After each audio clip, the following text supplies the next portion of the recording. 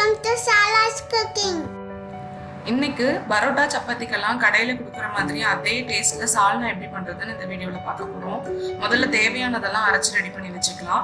1/2 cup தேங்காய் கூட 1 table spoon பொட்டுக்கடலை, 1/2 டேபிள் ஸ்பூன் நிலக்கடலை பருப்பு சேர்த்துக்கோங்க. நிலக்கடலை பருப்பு இதுக்கு மேலே சேர்த்தவே கூடாது. அப்புறம் அதோட டேஸ்ட்டும் ஃப்ளேவரும் டாமினேட் பண்ணி சால்னா கடையில் கிடைக்கிற மாதிரி இருக்காது நமக்கு.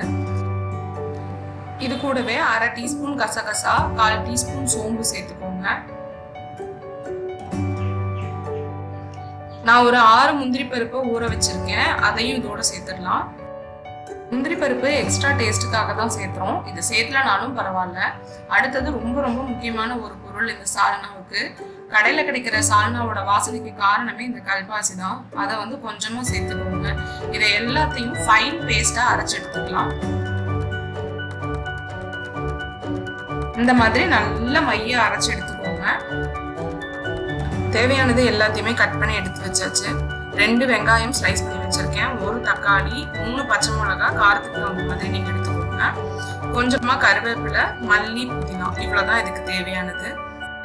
நான் இன்னைக்கு குக்கர்ல உங்களுக்கு செஞ்சு காட்டுறேன். 3 டேபிள் ஸ்பூன் எண்ணெய் சேர்த்துக்கோங்க. 1 பிரிஞ்சி இலை சேர்த்துக்கோங்க. இந்த அளவுக்கு பட்டை சேர்த்துக்கோங்க. 1 ஏலக்காய், 2 கிராம்பு, இது கூடவே கொஞ்சமா கல்பாசி சேர்த்துக்கோங்க. நம்ம ஆல்ரெடி அரைக்கும் போது சேர்த்துருக்கோம், இந்த அளவுக்கு சேர்த்துக்கோங்க போதும். 1 டீஸ்பூன் சோம்பு சேர்த்துக்கோங்க. இது லைட்டா பொரிஞ்சதுக்கு அப்புறமா இதுல கட் பண்ணி வச்சிருக்கிற பச்சை மிளகாய் சேர்த்துக்கோங்க. வெங்காயத்தையும் சேர்த்துட்டு இதை நல்லா வதக்கிக்கலாம்.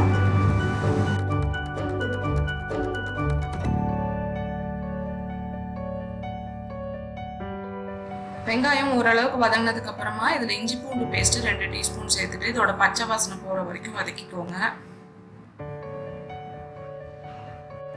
கருவேப்பிலையும் இதோடவே சேர்த்துடலாம். இதுலயே தக்காளியும் சேர்த்துட்டு இதை நல்லா வதக்கணும்.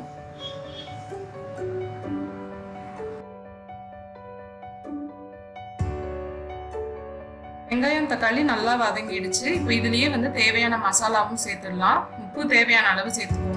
மஞ்சள் தூள் ரொம்ப கம்மியா சேர்த்துக்கோங்க. மிளகாத்தூள் 1/2 டேபிள் ஸ்பூன், கரம் மசாலா தூள் ஒரு 1/2 டீஸ்பூன் சேர்த்துக்கோங்க. அடுத்ததான் மட்டன் மசாலா இல்லைன்னா கறி மசாலா பொடி 1 டேபிள் ஸ்பூன் சேர்த்துட்டு இதை நல்லா வதக்கி விட்டுக்கோங்க. கரிஞ்சிடாம இருக்கிறதுக்கு கொஞ்சமா தண்ணி சேர்த்துட்டு வதக்கி விட்டுக்கோங்க. இந்த மாதிரி எல்லாம் நல்லா வதங்கினதுக்கு அப்புறமா இதுல நம்ம அரைச்சி வச்சிருக்கிற விழுதையும் சேர்த்துடலாம். முதல்ல கொஞ்சமா தண்ணி சேர்த்து கலந்து விட்டு பாருங்க. ரொம்ப கெட்டியா இருக்க மாதிரி இருந்தா மறுபடியும் கூட கொஞ்சமா நீங்க தண்ணி சேர்த்துக்கலாம்.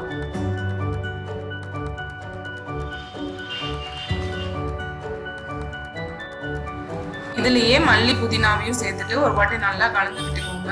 உப்பு கரெக்டா இருக்கான்னு பார்த்து செக் பண்ணிக்கோங்க. மூடி போட்டு ஒரு 2ல இருந்து 3 விசில் விட்டு எடுத்துக்கலாம்.